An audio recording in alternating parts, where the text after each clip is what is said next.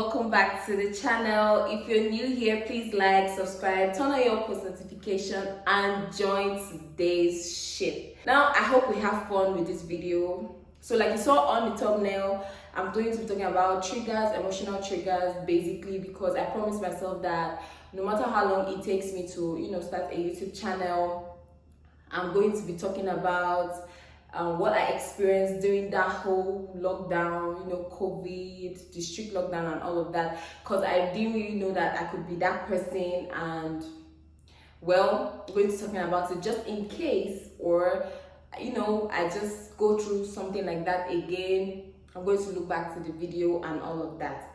So what are emotional triggers? Well, what's an emotional trigger? It's basically like any topic, any word that makes you feel uncomfortable. So how do you respond to triggers? We respond with our primary emotions, which are sadness, anger, hunger, disgust, surprise, and so on.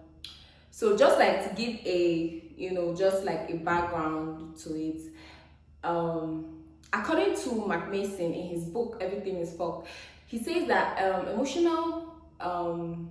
he says that for every action there's an equal opposite emotional reaction. So I'm just saying this to let you know, like, triggers, or they are normal, like, basically. So why did I decide to film this topic today? Because during that whole lockdown period, it was like I was literally triggered by every single thing. I don't know if it had to do with the fact that I couldn't leave, or I just don't understand it. But then that was who I was. I was just like a bomb or something. So how did I move from that point? Because I'm obviously not where I'm supposed to be. But then this just like made me to start researching and reading on stuff on emotional triggers.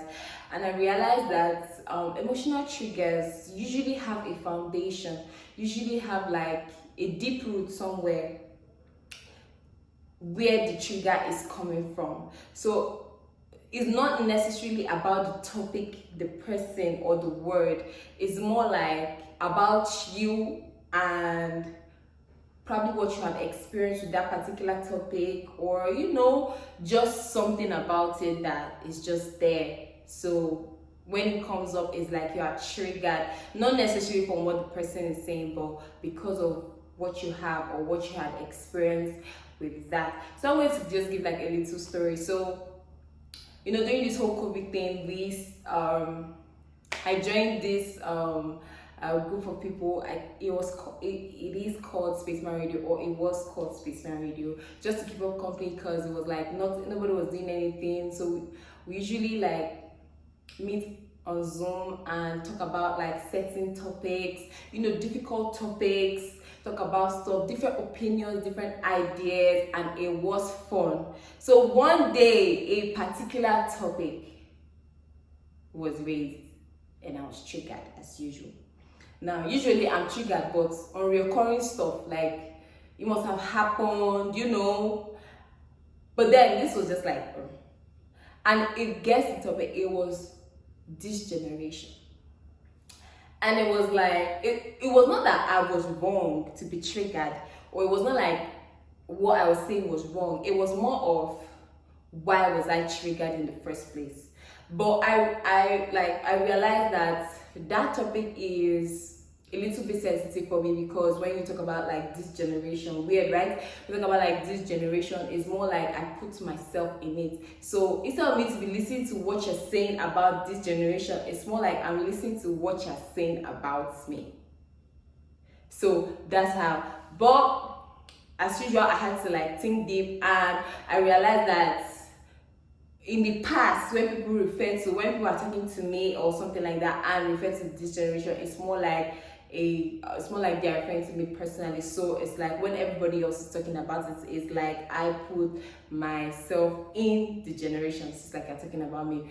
So honestly, I had arguments to last a lifetime during that whole COVID period. But well, I think I learned a lot from it, and that's it. So how did I deal with my triggers? When it came to topic, I basically, after the argument, of course, I basically, because of course I would argue, I basically like had to sit down and ask myself, okay, why is this particular topic triggering me? And I find the root cause. Now, if it's a person, most likely, if it's a person, during that COVID, me and my sister, let me not say anything. But if it's a person, like I have to ask myself honest questions, important questions. Like, is this person important to me? Do I love this person? And if the answer is no, but Benny, away, like you're not important to me and you trigger me at the same time. Like, I don't want to know the root cause, guy. Like, you're not important to me and you're triggering me. Like, that's too much mental stress. That's too much to take from one person.